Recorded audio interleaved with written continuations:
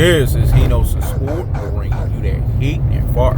We keeping the foot on the whoop on the Hkhs. We keeping the foot on the whoop the Hkhs, and like the Tibetan marriage that I am, I'm applying what on immediate pressure, because pressure does what? It bursts and spikes. Now let's let you guys understand, man. HeKnowsHisSport's gonna tell you a story about him and his encounter with DMX, man. Because this rap legend passed away.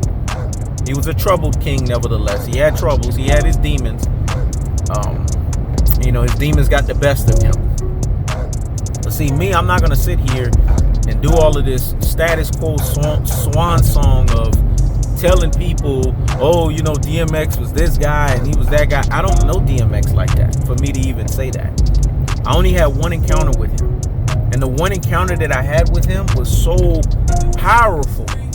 It was an impartation moment from an elder statesman alpha to an alpha in training, an alpha molding.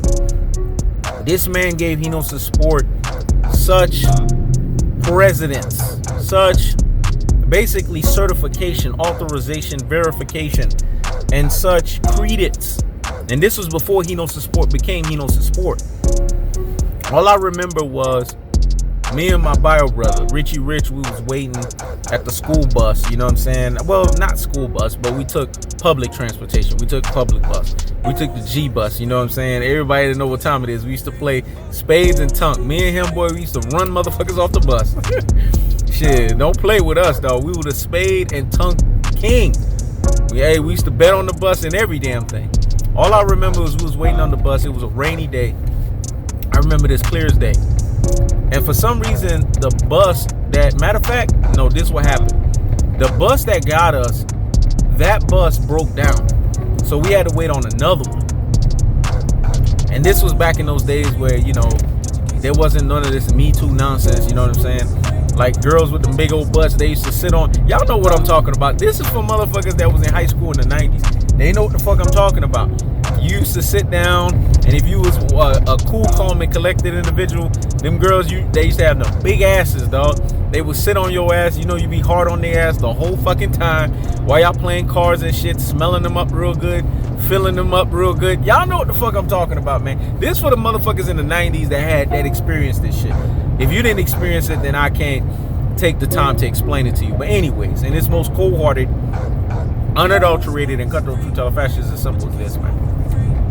DMX had an entourage. We was like, the fuck? Who these big motherfuckers? I'm talking about, these some Sasquatch looking motherfuckers. Like, they look like they was about 7 feet, 8 feet. I mean, these guys look like fucking, they look like you know how they say giants in the Bible? They look like that. Like, these guys were huge. Sasquatch looking motherfuckers. We're like, there must be somebody coming through. And Richie Rich will tell you guys, because HeKnowsHisSport don't tell you something that can't be quantified, calculated, verified, and certified. Let me say it again. HeKnowsHisSport don't tell you something that can't be qualified, calculated, verified, and certified. DMX bumped into HeKnowsHisSport, dog. And at the time, HeKnowsHisSport didn't know that it was DMX. I just, as a true alpha extraordinaire governed by true alpha economics, somebody bump into you, your inclination is like, who the fuck bumped into me? That's what I said. I said that shit out loud. Who the fuck bumped into me? You about to be in some shit. And then I turned around and I was like, oh shit, that's DMX. But when I said, oh shit, it's DMX, I didn't say, oh shit, like I was startled. I was just like, oh shit, okay, that's X. But what he liked about it was, I think he thought in his mind that HeKnowsHisSport was going to be unnerved. He thought in his mind that HeKnowsHisSport was going to be basically rattled because he was X. I wasn't rattled. I just told his ass, you bumped into fucking me, man. What the fuck? I know you X and shit, but you bumped into me. What the fuck? Just like that. And he was like, okay, well, excuse me. See, that's when HeKnowsHisSport knew since then he had alpha fucking lineage, dog. When you're an alpha male, you don't let nobody fucking disrespect you, dog. That's a cardinal rule of being a fucking alpha male. Alpha males don't let nobody disrespect them. Because when you're an alpha male, the quintessential thing for you as an alpha male is you don't want nobody to disrespect you. You don't want nobody to treat you any kind of way. You don't want nobody to basically feel the need, the audacity and the gumption for them to feel that they can just talk to you any kind of way. You check them, and you check them quick, fast, in a hurry like UPS. So long story short, I checked his ass. He was thoroughly impressed by that checking. You could tell he was on whatever hallucinogen he was on. I think it was fucking weed. Shit smelled like the intermingling of weed and black mild. We about the same fucking height, 5'10" and shit. And then he looked at me dead in my face and he said, "What's your name?" And I told him my name. Yeah, my name is Abe. And then he was like, "Yo, Abe, you not fazed by my celebrity? You not fazed by who I am?" I said, "I know you X, but what? Am I supposed to be fazed by you? I know you sit on the toilet just like me. I made this motherfucker laugh." And he was like, "Yeah." So he was like, "So your point? You do a number 2, right? Just like me, right?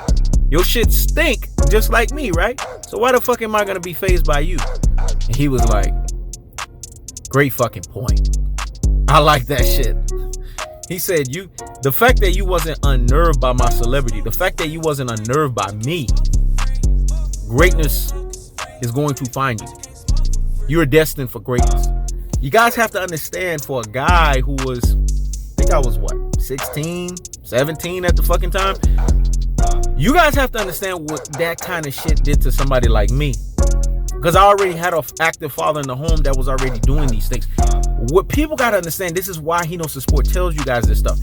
When an elder statesman men, i.e. father figures, father personalities, father role models, or father-like individuals tell you something of high degree, high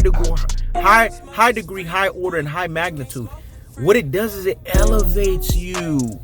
It brings you to a propelling level mentally. Because mentally what it does is it takes you to a level to where you're like, damn, it's a things that make you say, It's a things that make you say, So at that point, that was the only time that I got a little starstruck by a celebrity. Not starstruck in the sense that I was starstruck like all of these other pure fucking beta supremes that want autographs. I didn't want the motherfuckers autograph. I didn't really care for all that. Not starstruck in the sense of I just wanted to say that I knew X and I wanted to take a picture with X. Starstruck in the sense that DMX told me that I was destined for greatness. At that point, nobody couldn't tell me shit. Because whatever I felt about me and the alpha lineage that I had and the alpha lifeline that I had and the true alpha extraordinaire governed by true alpha economics that I was, nobody could tell me shit at that point. Nobody could define who I was as an individual. Because at that moment, I got an impartation for somebody at that time who was the biggest rapper in the fucking game. This guy right here dropped back-to-back number ones. Stop, drop, shut them down, open up shop. Oh, no, that's how Rough Riders roll. Stop, drop, shut them down, open up shop. Oh, no, that's how Rough Riders roll. Niggas wanna, what? I mean, that's the type of dude DMX was, man. He had that dog in him.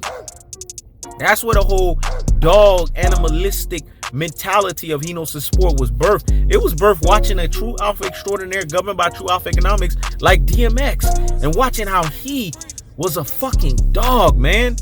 Everything about him was animalistic. This is what people respected. This is what people appreciated. Now, the Tibetan Mastiff is not a term that HeKnowsHisSport gave himself. This was a term that was bestowed upon HeKnowsHisSport by a guy by the name of Hkhs. Not an alpha, he's an omega, nevertheless. But this omega bestowed the terminology on HeKnowsHisSport because at that time, this omega saw that even HeKnowsHisSport had a dog in him. Now, don't know Hkhs from Beanstalk. Hkhs don't know me from Beanstalk. But the fact that he was able to see the dog in me, that speaks volumes, even though we've never met in person.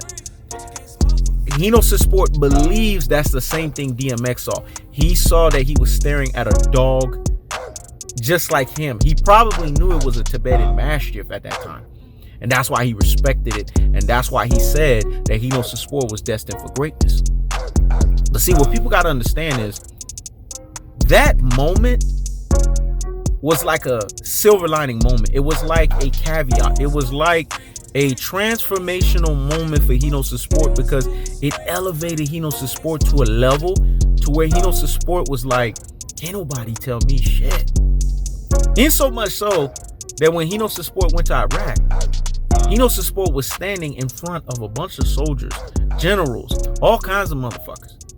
George W. Bush was running his rabbit ass mouth, talking about shit that he never experienced, because he was never a fucking soldier. And HeKnowsHisSport G-checked his ass and said, but what if it was your daughters that was serving on the line? Kind of like what you saying, that you feel sorry for us. You don't feel sorry for us.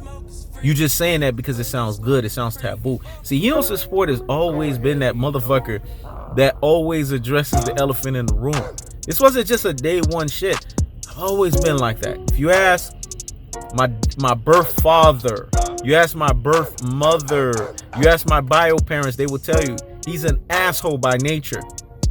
My mom had a lot of pain when it came time for her to get me out of that damn stomach. She understands why. She told me not too long ago, now I understand why I had so much pain with you. It's because greatness was coming out of me. So because greatness was coming out of me, it had to come out of me through pain. The pain was letting me know the greatness that was going to come out of me. And the way that you're taking care of me today, 39 years later, it shows me the greatness that I foresaw in that pain that happened when you were coming out of the womb. This is the same greatness that DMX saw. And that's why HeKnowsHisSport can sit here and say that in his encounter with DMX, it was an impartation. It was an exhortation. And it was something that was an enlightenment. Because what happened was an older male dropped a gem and a jewel on a younger, going to be male, adolescence at that time. That was so key. It was so instrumental. It was so monumental, because what he doesn't realize is what he said to HeKnowsHisSport transformed HeKnowsHisSport mentally to the next level. It gave him another gear of confidence to know that somebody of that stature, somebody of that magnitude, somebody of that order and that degree could see that. And this is why HeKnowsHisSport says there's a difference in a delineation and a gulf and a separation between alpha males and beta males. Alpha males always have men that are father figures, father personalities, father role models, active fathers in the home that always drop gems and jewels verbally to them. Because these things are key for men's development. You're not going to get this shit from a woman. All you're going to get is nurturing and supporting. Let me say it again. All you're going to get is nurturing and supporting. These are many stories that HeKnowsHisSport can share about elder statesmen, alpha males, whether if they were generals, whether if they were sergeant majors, command sergeant majors, whether if they were just people that was just like, there's so many stories that HeKnowsHisSport could tell you about the fact that all of these motherfuckers say, damn, this dude right here, George W. Bush shook HeKnowsHisSport's hand and said, the level of balls on you to say that. See, this is what you guys got to understand. This is why HeKnowsHisSport is never afraid to go into the lion's den, because HeKnowsHisSport is the lion slayer. Because HeKnowsHisSport is that guy of this generation, man. Every generation has that person that stands out. HeKnowsHisSport is that guy that stands out in this generation. Not because HeKnowsHisSport asked it, but because the man above willed it. Let me say it again. Not because HeKnowsHisSport asked it, but because the man above willed it. DMX, that's my legacy to you. That's the lasting legacy you left in my mind. I don't know what happened to you, because I'm not going to sit here and be like everybody else, be artificial and lie and say something that I don't know about you, because I don't know you like that. But in that moment that we shared way when I was in high school, and how that basically impacted and basically molded and shaped the person that's in front of you today, that was powerful. And I'll never forget that. So that's your lasting legacy to me. So you were a troubled king, but you were a king nevertheless, because you took the time out to give impartation. You didn't have to do that. You could have just been like, hey, my bodyguard, go get this motherfucker, rough his ass up, fuck his ass up. Even though you respected me, you could have still said that shit. But you didn't. And you had that moment with me. And because you had that moment with me, He Knows His Sport doesn't forget it. That's the cold-hearted. That's the unadulterated. That's the cutthroat two-tone fashion. DMX, Tibetan Mastiff style, was inspired by you. Thank you for the impartation. Thank you for the exhortation. Thank you for the elevation. And thank you for that lasting memory. Rest in peace. And may God be with your soul. This is He Knows the Sport. Check it out.